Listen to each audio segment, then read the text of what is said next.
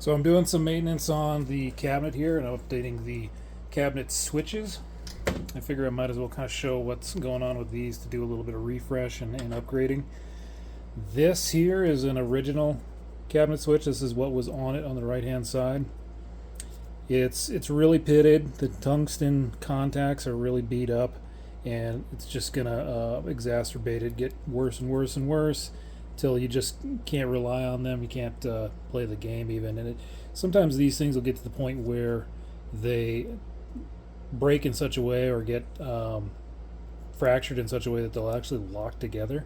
So you'll be playing the game, and all of a sudden the switch actually gets stuck. So the flipper's stuck up, you're pressing the button, it doesn't do anything, and it's because it's literally doing this. And if you beat it up enough, it might let go, but it'll promptly stick back together. I've had that on several games. That's a really annoying problem. So this here is a brand new switch. It's a Bally switch. Hanging off of it, I don't have this soldered on yet. This does not come with them, at least not from Marco Specialties. This is an anti-spark capacitor. They're about $1.50 each.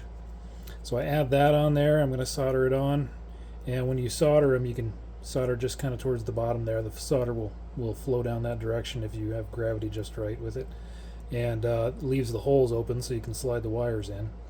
But one thing that I like to do with these is add a little extra tension. So the feel of the flipper is a big deal. If a game's flippers feel bad, or the buttons that actuate the flippers feel bad, the game's gonna suck. I mean, it's just that's your other than nudging, that's your only interaction with the game. So if the flippers are bad, you're just really not going to enjoy it the way that you should.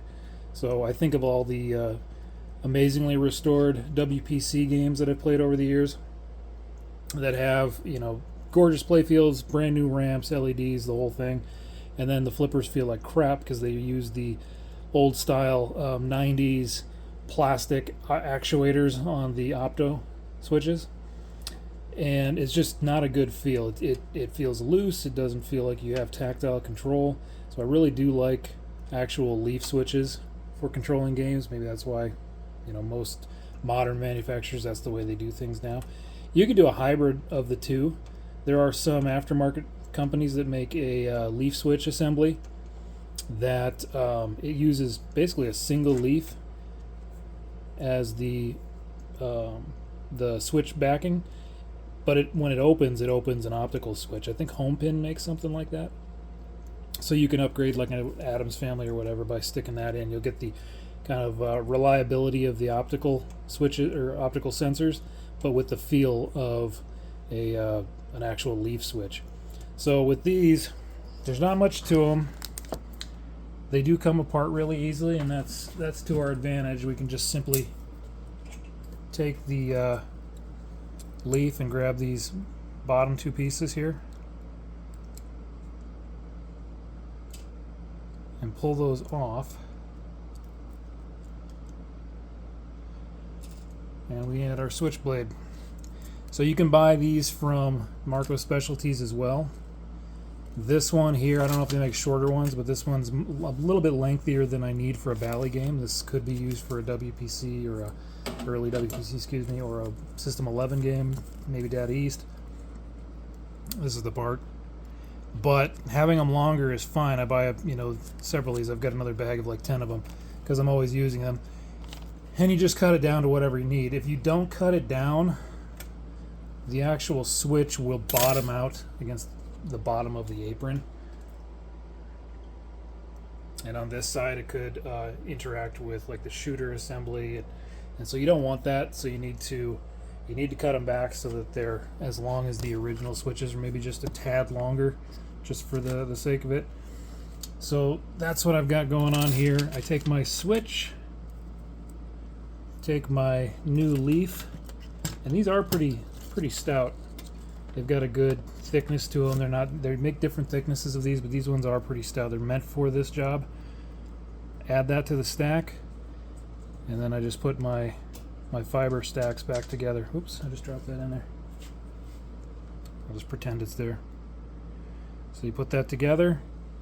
You reuse the hardware from your old switch. So like the little retainer with the screws on it. It's going to basically match this one here.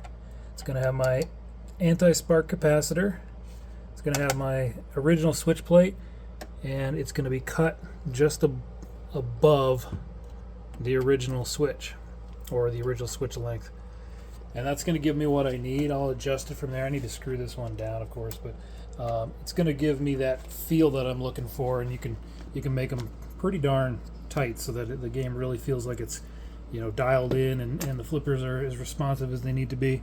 So that's just a relatively inexpensive way to kind of get that upgrade. You get the anti-spark capacitor for about $1.50. You get the extra leaf for about 75 cents, and it'll increase the lifespan, increase the feel, and just a nice little quality of life upgrade for pinball.